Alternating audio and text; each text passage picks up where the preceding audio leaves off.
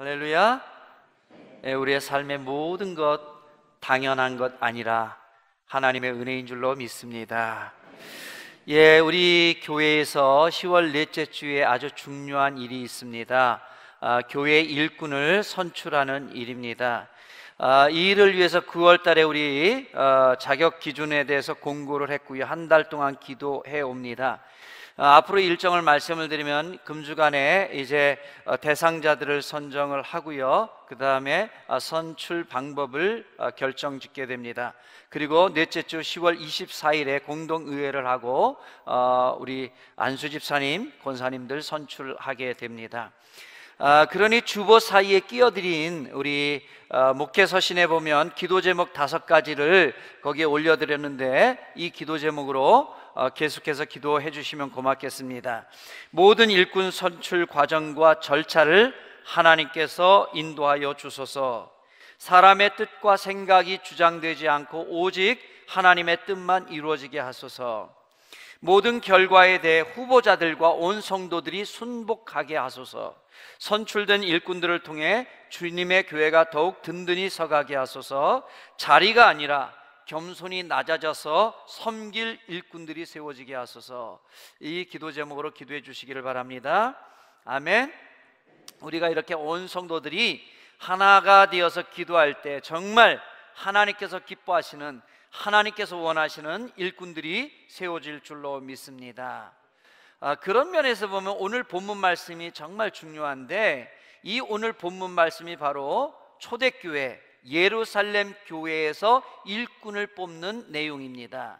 특별히 본문을 보면 예루살렘 교회가 일꾼을 뽑는 3가지 이유가 나옵니다. 이 구체적으로 이 3가지 내용을 살펴보면서 우리 교회에 적용해 봤으면 좋겠습니다. 우선 1절 말씀을 보니까 이 예루살렘 교회에 엄청난 제자들의 숫자가 늘어났다는 겁니다. 당시 상황을 보면 결코 이렇게 쉬운 일은 아니었거든요. 왜냐하면 종교 지도자들의 핍박이 엄중했습니다. 그래서 예수 믿는 사람들을 잡아다가 옥에다 갖고 두고 사람을 죽이기까지 하는 상황이었으니까 예수 믿는 사람이 늘어나는 게 쉽지 않았죠. 그러면 어떻게 일은 일어나느냐? 예루살렘 교회는 그 핍박 중에도 정말 하나님 앞에 열정을 다해서 전도를 했던 거예요.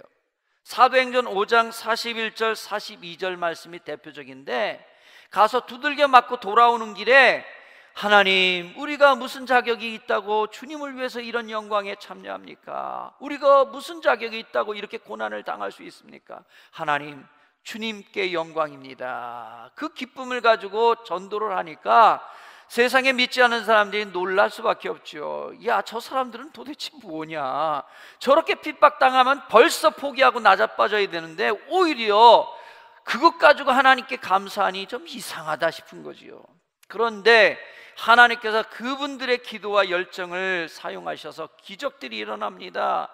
그래서 핍박 중에도 예수 믿는 사람들이 숫자가 기하급수적으로 늘어나게 됩니다. 한마디로 말하면 이 예루살렘 교회는 정말로 하나님이 역사하시는 살아있는 좋은 교회였다는 거지요. 자, 그런데 조금 지나서 보니까 이 좋은 교회도 문제는 있더라는 겁니다. 무슨 문제냐? 당시 예루살렘 교회는 크게 2 부류가 있었는데, 하나는 히브리어를 쓰는 본토인들, 다시 말하면 그냥 계속 예루살렘에 이스라엘에 살고 있던 사람들이 있었던 반면에, 그 중에 한 부류는 외국에 살다가 돌아온 사람, 다시 말하면 헬라파 사람이라고 되어 있는데 헬라어를 쓰는 사람들이 있었던 겁니다. 이 2 종류의 사람들이 있었는데, 물론 이 사람들이 그렇다고 이스라엘 사람이 아닌 건 아닌데, 외국에 살다가 이민을 갔다가 쉽게 말하면 다시 한국으로 돌아온 격이지요. 그러니 1.5세 2세대 된 친구들은 헬라어를 밖에 못 쓰게 되는 거예요. 히브리어를 모르게 됩니다. 문화도요, 이민 생활에서 태어난 아이들은 거의 문화가 그쪽입니다. 우리 작은 애도 보면 멕시코에서 태어났는데 얘의 첫 번째 언어가 영어입니다. 2번째 언어 스페인어입니다. 3번째 언어가 한국어예요. 얼굴을 보면 완전히 한국 사람인데 언어를 하는 거 보면 한국어는 3번째밖에 안 되는 거예요. 태어나길 거기서 태어나니까 태어나서 학교에서 영어로 수업을 하고 또 에스파뇰, 스페인어를 공부하고 그러니까 한국어를 쓸 기회가 별로 없으니까 대화는 되지만 정말 공부를 하려면 한국어로는 안 됩니다. 어려운 단어들은 몰라요.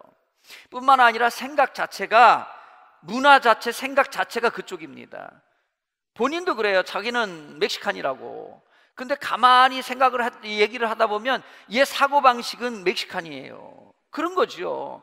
그래서 돌아왔기는 했지만 이스라엘에 살고 있지만 얼굴을 보면 이스라엘 사람인데 생각하는 것이나 말하는 것이나 다 외국 사람처럼 그런 거예요. 그러다 보니까 이 교회 안에서 과부들이 있었는데 어려운 사람들을 음식을 나눠주게 되는데 자꾸 이 헬라어를 쓰는 사람들이 빠지게 되는 거예요. 의도적으로 그런 건 아닌데 이 사람들이 이제 언어도 뭐 익숙하지 않고 그러다 보니까 이 중심에 잘 못 들어오다 보니까 소외가 되기 시작한 거예요. 그래서 이 헬라어를 쓰는 사람들이 그게 불만이 된 거예요. 왜 우리 헬라어를 쓰는 사람들, 과부들은 자꾸 빼먹냐? 얼마나 관심이 없으면 이런 일들이 벌어지냐? 아니 우리가 음식 안 먹어도 괜찮다, 뭐 우리가 그거 안 먹는다고 죽냐? 그런데 얼마나 관심이 없으면 우리를 자꾸 빼먹냐? 불평이 쏟아지는 거예요. 여러분, 분명 가난한 사람을 위해서 음식을 나누는 것 좋은 일입니다. 그런데 안타깝게도 그 좋은 일 하다가 교회 안에 말썽이 벌어지는 겁니다. 늘 그렇습니다. 지금도 그래요. 여러분, 교회 안에서 나쁜 일 하다 싸우는 게 아니에요. 교회에서 하는 일들이 다 주님을 위해서 하다가 문제가 벌어집니다. 예? 주님의 교회당 청소하다가 이게 마음 안 맞아서 또 언성이 높아집니다. 교인들 먹이려고 음식하는 것 때문에 또 싸움이 납니다. 예, 하나님을 높여드리는 찬양다 하다가 갈등이 일어나고 마음이 상처를 받게 됩니다. 아이들을 키우는, 말씀을 가르치는 교사하다가 또 마음이 안 맞아서 거기서 갈등이 일어납니다. 예, 다 좋은 일인데 그 좋은 일 하다가 문제가 생기더라는 거예요. 왜 그런지 아시죠? 사탄 마귀가 그거를 사용하는 겁니다. 요게 좋은 일이니까 요 좋은 일을 파토내려고, 요걸 망가뜨리려고 사탄 마귀가 자꾸 틈타는 겁니다. 그래서 우리가 하나님의 일을 할 때는 정말로 겸손하게, 겸손한 자세로 하나님의 일을 감당해야 될 줄로 믿습니다. 아멘. 자, 그러면 이 문제가 생겼을 때 예루살렘 교회는 어떻게 대처했을까요? 보니까 예루살렘 교회가 선택한 방법은 일꾼을 세우자는 겁니다. 그래서 성령과 지혜가 충만한 사람 7명을 뽑게 되는데요. 여러분, 초대교회가 문제를 해결하기 위해서 일꾼을 세웠다는 겁니다. 자, 그런 면에서 보면 교회 직분자들은 교회의 곳곳을 찾아다니면서 일을 하는 사람, 문제가 있으면 문제를 해결하는 사람이 직분자인 줄로 믿습니다. 그런데 안타깝게도 간혹 보면 어떤 교회에서들은 직분자가 일을 하고 문제를 해결하는 게 아니라 오히려 문제를 만들고 다니는 경우가 있다고 합니다. 일꾼은 문제를 만드는 사람이 아니라 일을 하는 사람, 문제를 해결하는 사람인 줄로 믿습니다. 전에 제가 전에 있었던 노예에서 그 경험한 일인데요. 제가 몬테리 한인교회를 처음 가서 이제 노예를 가니까 이민 목회의 선배 목사님들이 있잖아요. 그분들이 이런저런 얘기를 하다가 이제 저한테 그런 거예요. 아유, 도대체 뭘 이민 목회를 왔냐고, 이민 목회가 뭔지 아냐고, 얼마나 힘든데 이민 목회로 오냐고. 그래서 이런적인 얘기를 하더니 마지막에 그런 얘기를 하는 거예요. 근데 이민 목회에서는 장로님 많이 세우면 안 된다고, 되도록이면 장로님 세우지 말라고. 왜냐하면 장로님들이 많아지면 그 장로님들이 주장을 하면서 그것 때문에 오히려 문제가 더 복잡해진다는 거예요. 그러니 되도록 세우지 말라는 거예요. 여러분, 만약에 이것이 사실이라면 그 교회 얼마나 안타까운 현실이겠어요. 하나님께서 문제를 해결하고 일을 하라고 직분자를 세우는데 그 직분자 때문에 문제가 생긴다면 하나님께서 그 마음이 얼마나 아프시겠습니까? 그래서 오늘 본문은 분명하게 말합니다. 초대교회에 7명의 일꾼을 세운 것은 교회에 닥친 현실적인 문제를 해결하라고 세운 거지, 갈등과 분열을 해결하라고 세운 거지, 다니면서 문제를 일으키라고 세운 것이 아니라는 겁니다. 아멘. 그러니 우리 교회 마찬가지입니다. 우리 교회에 세워지는 일꾼들을 통해서 교회의 일들이 이루어지고 문제들이 해결되어지기를 축복합니다. 저는 그래서 우리 교회의 일꾼들에 대한 기대가 있습니다. 우리 교회 장로님들은 문제를 일으키는 것이 아니라 그 문제를 품고 해결하는 하나님의 일꾼이 되어질 줄로 믿습니다. 이것은 안수 집사님과 권세님도 마찬가지입니다. 그러니 이번에 세워진 일꾼들을 통해서 문제가 해결되어지고 하나님의 일들이 이루어지기를 바랍니다. 아멘. 이것이 예루살렘 교회에서 일꾼을 세운 첫 번째 이유입니다. 두 번째 보니까 3절 끝부분에 나오는데요, 두 번째 이유, 뽑힌 그 7명의 일꾼들을 통해서 음식 나누는 것을 맡기겠다는 겁니다. 무슨 말입니까? 초대교회에서 7명의 안수집사를 뽑은 이유는 자리를 주기 위해서가 아니라 일시키기 위해서 뽑았다는 겁니다. 그런데 오늘날 교회에서 이 직분을 자꾸 자리로 생각하는 경향이 있습니다. 세상에서는 그럴 수 있죠. 그런데 교회에서 그러면 안 되잖아요. 근데 교계를 보면요, 이 교계의 모습도 보면 이런 모습들을 보게 됩니다. 예를 들어서 한국 교계에 어떤 단체가 있는데 그 단체 조직을 이루는 걸 보면요, 거기에 회장들이 여럿입니다. 왜? 각 교단마다 회장을 줘야 되니까. 그렇지 않으면 또 싸우고 안 나오니까. 우리 교단에 회장을 안 줘? 그럼 우리 교단은 참석 안 해. 이렇게 돼버리니까 그 교단마다 장로교 교단, 순복음 교단, 이렇게 교단마다 연합을 하려면 회장을 다 줘야 돼요. 그러다 보니까 공동회장이 있습니다. 회장이 여럿이다 보니까 또 대표하는 회장이 있어야 되니까 대표장을 또 뽑습니다. 그런데 회장이 그렇게 많아도 일은 회장이 하는 게 아니라 또 실무를 총무가 감당하니까 실행하기 위해서 실행 총무들을 둡니다. 그런데 총무가 또 많다 보니까 대표하는 또 대표 총무가 생깁니다. 그런 모습을 보면서 이게 일을 하라고 사람을 뽑은 건지 아니면 각 교단마다 자리를 하나씩 줘야 되니까 이렇게 일꾼들을 자리를 만들어내는 건지.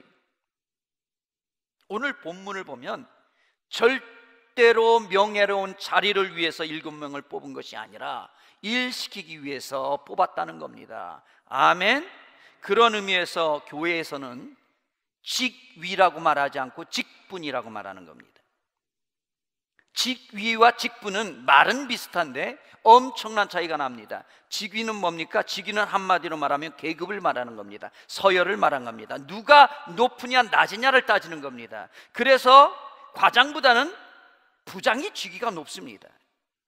부장보다는 이사가 높고 이상보다는 사장이 높습니다. 예, 승진했다고 하면 직위가 올라가는 걸 말합니다. 그래서 과장에서 부장 되면 아이고 직위가 올라가셨네요, 승진하셨네요지요. 그런데 교회에서 말하는 직분은 승진과는 전혀 상관이 없습니다. 직분은 뭐냐면 위치를 말하는 겁니다. 직위, 위치를 말하는 게 아니라 직분, 어떤 본분을 가지고 있느냐, 어떤 일을 하느냐입니다. 그래서 직분이라는 단어를 사전으로 찾아보면 마땅히 해야 될 본분, 다시 말하면 마땅히 해야 될 어떤 역할, 일, 그런 뜻입니다. 직분은 결코 직위가 아니기 때문에 높고 낮은 서열이 없는 줄로 믿습니다. 그래서 서리 집사보다 안수 집사가 높거나 권사가 높거나 한 게 아닙니다. 안수 집사님보다 장로님이 서열상 높은 것이 아닙니다. 그런데도 아직도 한국 교회에서는 이 직분을 자꾸 직위로 생각하는 경우가 있습니다. 여러분, 안수 집사에서 장로가 되었다고 계급이 올라가고 위치가 올라간 것이 승진한 것이 아님을 아셔야 됩니다. 아멘. 아멘. 제가 부목사로 있었던 교회에서 있었던 일입니다. 저하고 친했던 안수 집사님이 장로님이 되셨어요. 그래서 장로 첫 모임을 갔다 오신 다음에 제가 물었습니다. 장로님 모임 같은 거 어때요? 그랬더니 이분이 얘기를 하는데 이런 거예요. 딱 갔더니 첫 인사가 그러는 거예요. 여기까지 올라오시느냐고, 수고 많으셨습니다, 그러더라는 거예요. 그렇게 환영을 해주더라는 거예요. 그러면서 목사님, 이게 맞는 말입니까? 여기까지 올라오시느냐, 수고 많았다는 말은 뭡니까? 장로를 직분이 아니라 직위로 생각한 겁니다. 안수 집사에서 여기까지 올라오느냐, 얼마나 힘든데 여기까지 올라오느냐고 고생했다는 겁니다. 여러분, 이런 교회는요, 그 교회 비참한 교회입니다. 장로는 계급이 올라간 게 아닙니다. 승진한 게 아니라 직위가 아니라 직분인 줄로 믿습니다. 아멘. 그러니다 보니까 무슨 일이 벌어져요? 장로와 목사하고 또 견제를 합니다. 누가 높으냐를. 우리 교회는 뭐 그러지 않는데 어떤 교회는 그런 교회가 있대요. 장로님하고 목사님하고 담임 목사하고 누가 높으냐를 서로 이제 막 신경전을 하는 거예요. 나이 많은 장로님들이 생각할 때는 목사도 장로이니 나이 순으로 하자, 이런 생각을 하는 것 같아요. 여러분, 목사도 장로거든요. 원래 그래서 우리는 장로교라고 하잖아요. 목사는 목양하는 장로, 다시 말하면 말씀을 전하고 목양하는 장로고, 장로님은 행정하시는 장로님, 그래서 칠의장로라고 합니다. 그래서 장로님은 행정을 하는 장로님, 목사는 목양을 하는 장로, 그래서 우리가 장로교입니다. 그래서 장로교는 장로회를 줄여서 노회라고 말하는 겁니다. 그래서 목사도 원칙적으로는 장로고 장로님들도 장로님인데 행정을 하느냐 목양을 하느냐의 차이점이죠. 그러니까 장로님들이 어차피 목사도 장로인데 우리 순서를 정할 때 나이 순으로 하자는 거지요. 그러면 대부분이 장로님들이 유리합니다. 왜? 연세가 더 많으니까. 목사는 그러면 어때요? 무슨 소리! 아니 어떻게 나이 가지고 따지냐고. 나이는 숫자에 불과하다고. 목사 안수받은 연소로 따지자고. 그럼 장로님보다 당연히 목사들은 30대 초반에 안수를 받으니까 훨씬 안수받은 지 오래됐거든요. 유리하죠. 그거 가지고 신경전을 벌이고 있는 거예요. 여러분, 왜 이런 일이 벌어집니까? 이걸 직분이 아니라 자꾸 직위로 생각하는 거예요. 계급으로 생각하는 겁니다. 목사의 직분을 받은 것은 설교하고 목양하는 본분, 그 일을 받았다라는 것이고, 이게 직분이지. 또 안수 집사는 교회의 행정을 담당하고 헌신하는 분들이라는 이 직분을 받은 것이고, 권사님은 교회의 어머니처럼 성도들을 돌보고 감싸주고 이런 직분을 받은 것이고, 아멘. 장로는 본인을 희생해서 교회 전체를 돌보는 직분을 받으신 건 줄로 믿습니다. 그래서 교회에서 직분을 받는다는 것을 계급이 올라가는 것처럼 생각하면 안 됩니다. 마땅히 본분을 받았다는 말이고, 다르시 말하면 할 일이 많아졌다는 겁니다. 안수 집사님이 되면 서리 집사님보다 할 일이 많아지는 것이고 책임이 많아지는 거고, 장로님이 되면 안수 집사님보다 더 많은 일에 헌신해야 되고 더 많이 충성해야 되는 줄로 믿습니다. 이게 직분의 무게예요. 이게 직분의 무게입니다. 그래서 중직자 이런 표현을 쓰는데 별로 좋은 말은 아닌데 굳이 쓰면 이게 가운데 중자가 아닙니다. 무거울 중자입니다. 가운데 중자는 뭐예요? 내가 중심이라는 거죠. 내가 으뜸이라는 거죠. 근데 중직자의 중자는 그런 뜻이 아닙니다. 무거울 중자입니다. 뭐냐? 일 많이 해야 된다는 얘기입니다. 책임 많이 져야 되고 충성 많이 하라는 뜻으로 중직자라고 표현하는 겁니다. 아멘? 아멘? 그러니 결탄코 이거는 계급 아닙니다. 교회에서, 그래서 오늘날 본문에서는요, 그래서 오늘 본문에는요, 집사라는 명칭도 처음부터는 붙여주지도 않았어요. 본문에 나오는 7명이 집사였다라는 것은 사도행전 21장 8절에 가서나 나옵니다. 처음에는 집사라는 이름도 붙여주지 않았어요. 그냥 일꾼인데 무슨 이름이 필요하겠어요? 그냥 일꾼인데. 이름도 안 붙여줬는데 나중에 교회에 일꾼들이 많아지다 보니까 좀 구분을 두기 위해서 집사라는 이 단어를 쓰기 시작한 겁니다. 오늘 본문에서는 집사라는 표현도 안 썼습니다. 더군다나 이 집사라는 단어도 그렇게 영광스러운 단어가 아니에요. 디아코노스라는 헬라어를 쓰는데 이게 원래의 뜻은 뭐냐면 일꾼, 하인, 그런 뜻입니다. 하인은 뭐예요? 노예라는 뜻입니다. 종이라는 뜻입니다. 그래서 성경을 보면 디모데전서 4장 6절에서 이 똑같은 디아코노스라는 단어를 어떻게 번역하냐면 일꾼이라고 번역했어요. 요한복음 2장 5절에서는 이 똑같은 단어를 하인이라고 번역했습니다. 그러니 오늘 본문에 나오는 7명의 안수 집사는 좋게 말하면 일꾼이고 심하게 말하면 노예였던 겁니다. 하인이라는 뜻입니다. 그러면 장로님은, 나는 장로라는 단어는 집사라는 단어하고 다르니까 나는 종이 아니다? 아니요. 성경을 보면 사도 바울이 장로 혹은 감독을 교회마다 세웠던 이유는 그렇게 감독으로 임명받은 그분이 그 교회 전체를 위해서 헌신하고 모델이 되어서 그 교회를 잘 돌보라는 얘기였습니다. 우리가 감독이라고 하니까 자꾸 무슨 권한이 큰 사람이라고 생각하는데 그렇지 않았습니다. 모범을 보이는 사람, 그런 뜻으로 감독이라고 쓰여준 겁니다. 더군다나 이 감독을 세운 데 또 다른 이유가 하나가 있었는데요, 그 당시에는 아시는 것처럼 핍박이 엄청나게 심했습니다. 그래서 숨어서 예배를 드리고 그러다가 당국에 발견돼 가지고 잡으러 오게 되면 그 감독들이 자기가 남아서 그 사람들을 막고 자기의 성도들은 뒤로 도망칠 수 있도록 그렇게 했던 역할이 감독입니다.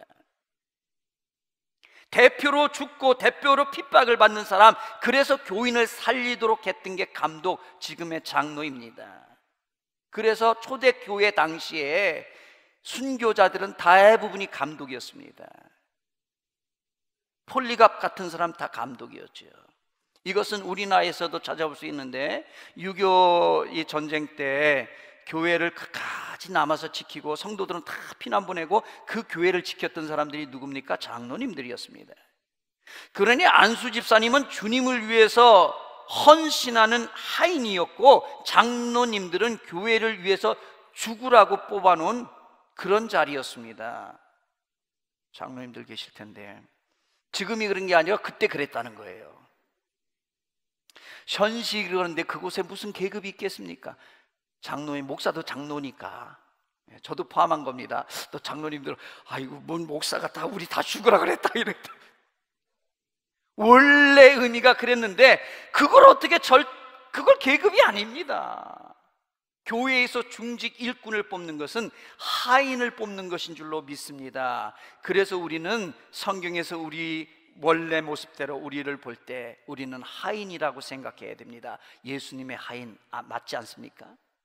우리는 예수님을 위해서, 주님을 위해서 일하는 하인인 줄로 믿습니다.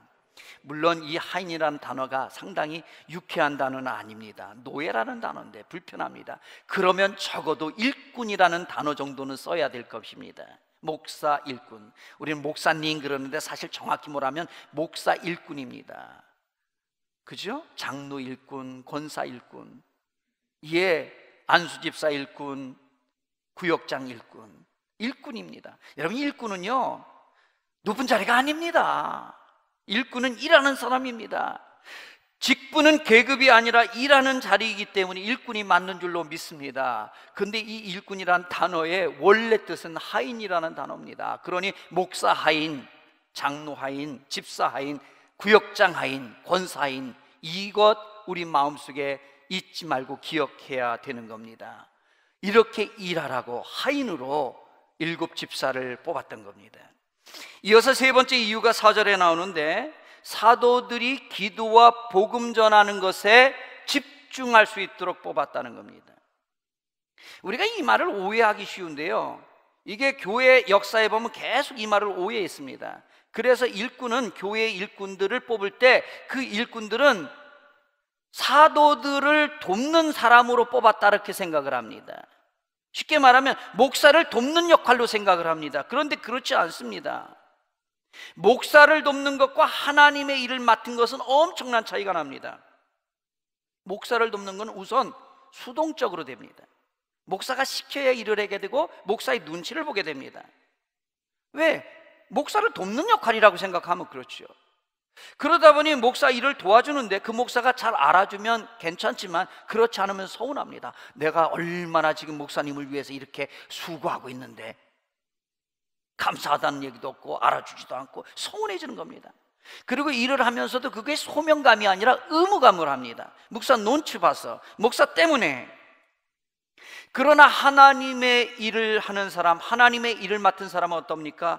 스스로 자원해서 기쁨으로 그 일을 감당하는 줄로 믿습니다. 왜요? 내가 지금 하는 이 일은 누구 보라고 하는 게 아니라 하나님을 위해서 하는 일이기 때문인 줄로 믿습니다. 내가 찬양을 하는 것이, 찬양대에서 섬기는 것이 하나님을 위해서 하는 일이고, 내가 교사로 식당에서 교회 청소로 수고하는 것이 하나님을 위해서 하는 하나님의 일이라고 믿는 사람은 출발부터가 다른 겁니다. 목사가 그 일을 시켜서 하는 것이 아니라 정말로 하나님께서 감동을 주고 하나님께서 나에게 영적인 부담감을 주셔서 하나님 앞에 순종하는 것인 줄로 믿습니다. 그래서 초점이 목사가 아니라 하나님입니다. 의무감이 아니라 하나님을 기쁘시게 해드리기 위한 사명감으로 일을 감당하게 되는 줄로 믿습니다. 여러분, 의무감으로 하면 지칩니다. 그것도 빨리 지칩니다. 누가 알아주지 못하면 더 빨리 지쳐버립니다. 조금만 힘들면 그 의무감으로 하는 사람들은 짜증이 나게 돼 있습니다. 그런데 소명감으로 하는 분은 힘들어도 견딜 힘을 하나님께서 공급해 주시는 줄로 믿습니다. 그리고 소명감으로 일하는 분은 힘들어도 주님을 바라보기 때문에 다시 또 일어서서 그 일을 감당하게 되는 줄로 믿습니다. 그런 의미에서 저와 여러분, 우리 교회에서 제가 어떤 일들을 억지로 시킬 생각이 없습니다. 우리 교구 목사님들이 목사님 이분은 이런 일을 하시면 좋을 거예요, 이제 저한테 이렇게 올라오겠죠? 그러면 제가 그분을 위해서 2번, 3번 권면을 할 겁니다. 그런데 억지로 시킬 생각은 없습니다.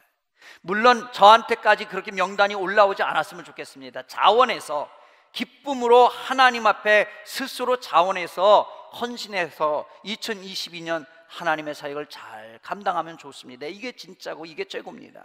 그런데 해야 될 분이 또는 할 만한 분이 안 하면 우리 교구 목사님들이 저한테 명단을 올릴 겁니다. 그러면 제가 그분을 만나서 2세 번 권면을 하겠지요. 그런데 안 하면 제가 더 이상 강제로 억지로 시키지는 않을 생각입니다. 왜냐하면 그 일은 목사를 돕는 것이 아니라 하나님의 일이기 때문인 줄로 믿습니다. 아멘. 하나님의 일을 하십시오. 목사를 돕는 일이 아니라 그 일 모두가 하나님의 일로 소중하신 줄로 믿습니다. 저는 평생에 기도하고 있는 제목 중에 하나가 여러분들을 제 비전을 위해서, 목사인 제 일을 위해서 여러분들을 이용하고 사용하려고 하지 않습니다. 오히려 여러분들이 하나님의 일을 잘 감당할 수 있도록 제가 훈련시켜 드리겠습니다. 도와드리겠습니다. 여러분들 스스로 하나님의 일을 잘 감당하시기를 축복합니다. 그동안 이거를 착각해가지고요, 목사가 이렇게 합시다 그리고 성도들을 그 일을 동원합니다. 집사님 이 일 좀 하세요, 집사님 이 일 좀 하세요. 예, 목사의 자기의 꿈을 위하여 성도들을 동원하는 것이 아니라 성도들이 하나님의 일을 하기 위하여 목사가 성도들을 위하여 기도해주고, 아멘 하셔야 좋을 것 같은데요. 제가 기도해 드린다니까요. 성도들이 하나님의 일을 잘할 수 있도록 훈련시켜드리고 뒤에서 서포트해 드릴 겁니다. 여러분들이 하나님의 일을 하시기를 축복합니다. 목사의 보조가 아니라 여러분은 다 하나님의 일꾼이지 목사의 일꾼이 아닙니다. 오늘 예루살렘 교회에서 일꾼을 뽑을 때 사도들의 일꾼을 뽑은 것이 아니라 하나님의 일꾼을 뽑은 줄로 믿습니다.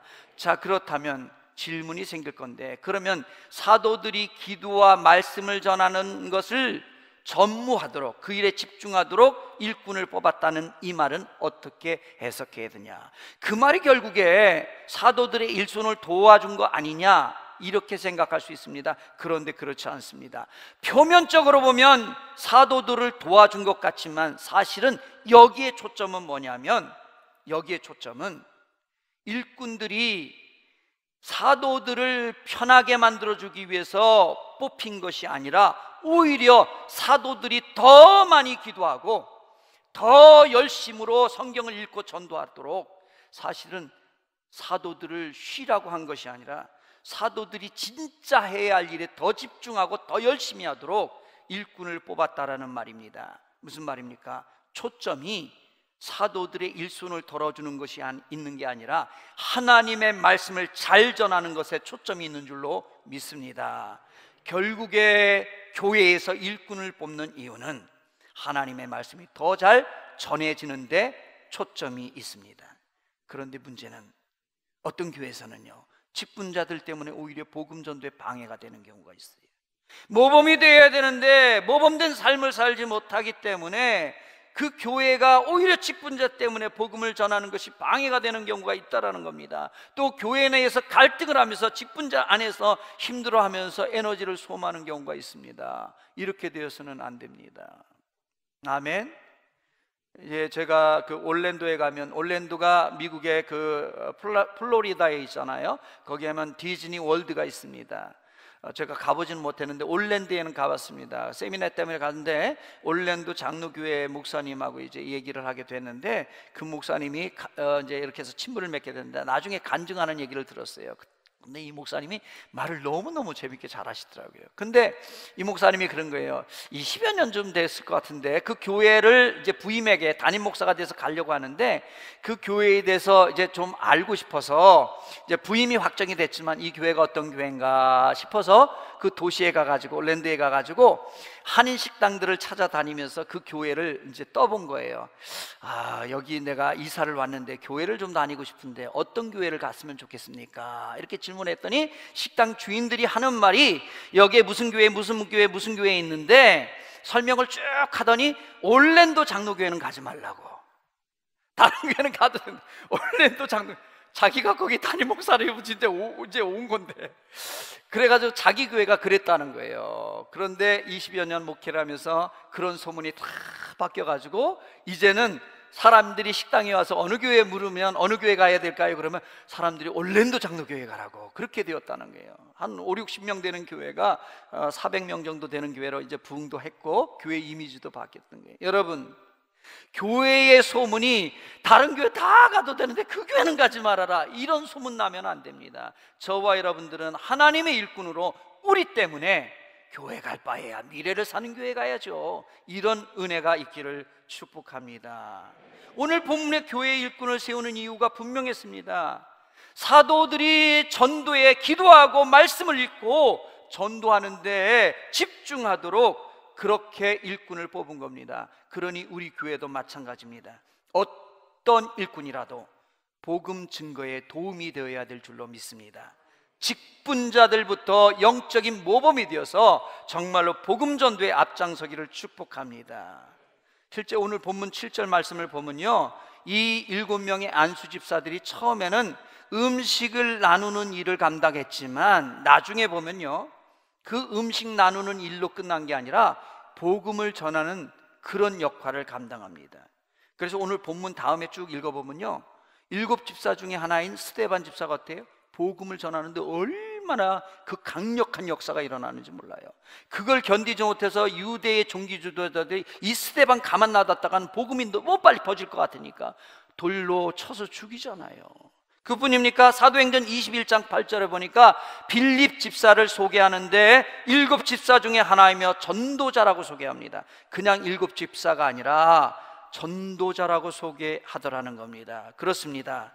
사도들이 기도와 말씀에 집중하도록 일꾼을 세웠다는 말은 그저 목사 돕는 역할로 세운 것이 아니라 이분들이 결국에는 목사를 도울 뿐만 아니라 복음 증거에 앞장서는 일꾼이 되어진 줄로 믿습니다. 그러니 우리 교회에서 일꾼을 뽑을 때 이 일꾼들은 목사가 복음을 잘 전할 수 있도록 만들어 주셔야 되고, 더 나아가서는 본인 스스로도 복음을 전하는 그런 전도자의 삶을 살아야 될 줄로 믿습니다. 그럼 오늘 본문의 결론은 어떻게 납니까? 보통 문제 때문에 시작된 이 사건 아니에요? 문제 때문에 일꾼을 뽑았으니 아마도 결론은 이렇게 맺어야 될 겁니다. 7 집사를 뽑았더니 이런 문제들이 다 해결되어졌다, 그래야 맞을 겁니다. 그런데 앞에는 문제 때문에 7 집사를 뽑는 얘기가 나오는데 뒤에 결론은 아주 엉뚱하게 결론을 맺습니다. 음식 나누는 이 문제에 대해서는 언급도 하지 않습니다. 다만 뭐라고 말합니까? 7 집사 하나님의 일꾼을 뽑았더니 하나님의 복음이 더 왕성하게 퍼졌고 예루살렘에 예수 믿는 사람들이 늘어났다는 말로 결론을 맺습니다. 예, 그렇습니다. 중요한 것은 하나님의 말씀이 계속해서 퍼져나가고 예수님의 제자들이 늘어나는 것이 핵심입니다. 우리 교회에서 일꾼을 뽑는 것도 여기에 있습니다. 우리 교회의 일꾼들이 세워지면 우리 교회를 통해서, 일꾼들을 통해서 하나님의 복음이 더 왕성하게 펴지고 이 하나님 땅에 예수 믿는 사람, 예수님의 제자들이 늘어나야 될 줄로 믿습니다. 아멘. 그러니 우리 교회의 일꾼을 뽑는 이유가 분명해야 됩니다. 하나님의 일꾼을 뽑는 거지 이 일을 만드는 사람을 뽑는 것이 아닙니다. 처처에서 하나님의 일을 감당하실 수 있기를 축복합니다. 분명 저와 여러분들은요, 자리를 차지하고 으스대는 사람이 아니라 나는 목사야, 나는 장로야, 나는 안수집사야, 나는 권사야, 자리를 차지해서 그 자리가 마치 계급인 양 으스대는 것이 아니라 우리는 하나님의 하인이라는 것을 잊지 말고 기억해야 됩니다. 그것이 일꾼을 뽑는 이유입니다. 그리고 우리 각자는 자신의 직분 안에서 복음을 왕성하게 전파해야 합니다. 우리 모두는 하나님의 일꾼입니다. 기도하겠습니다. 우리 기도할 때 하나님, 제가 주님의 일꾼입니다. 하나님, 예루살렘 교회에서 일꾼을 뽑았듯이 우리 교회에서 이런 일꾼들이 세워지게 하여 주옵소서. 제가 그런 일꾼 되겠습니다. 우리 주여 한번 부르짖고 기도합니다. 주여, 살아계신 아버지 하나님 감사합니다. 아버지 하나님이여, 우리는 하나님의 일꾼입니다. 목사의 일꾼이 아니라 하나님의 일꾼이기 때문에 주님 교회에서 하나님의 일을 감당하기를 원합니다. 일을 만드는 사람이 아니라, 문제를 일으킬 것이 아니라 우리는 문제를 해결하고 일을 하는 사람들입니다. 아버지 하나님, 분명 저희는 자리를 차지하고 으스대는 사람들이 아니라 오히려 하나님의 하나님을 기억합니다. 압니다. 아버지, 그리 살겠습니다. 그리고 우리는 각자의 직분 안에서 복음을 왕성히 전파하는 전도자입니다. 그리 살겠습니다. 하나님, 저희를 도와주시고 붙들어 주시옵소서. 오 하나님, 살아계신 아버지 하나님 감사합니다. 예루살렘 교회는 하나님의 일꾼을 뽑았습니다. 목사의 일꾼이 아니라 하나님의 일꾼을 뽑았습니다. 그들은 그리하여 곳곳에 있는 문제를 해결하고 일을 하는 사람들이었습니다. 하나님, 예루살렘 교회는 자리를 차지하고 으스댈 사람이 아니라 하나님의 하인을 뽑았습니다. 저희 교회가, 저희들이 그리 되어지기를 원합니다. 하나님, 예루살렘 교회는 각자의 직분 안에서 복음을 왕성히 전파하였습니다. 저희 미래를 사는 교회가 그리 되기를 원합니다. 하나님, 도와주시옵소서. 이 선거의 과정에 주님께서만 역사하시고 아까운 것들은 틈타지 못하도록 도우시며 정말 일할 사람들, 자리를 차지하지 않고 일할 사람들 뽑히게 하여 주시옵소서. 하나님께서 원하시는 일꾼들이 세워지게 하여 주시옵소서. 축복합니다. 예수님의 이름으로 기도합니다. 아멘.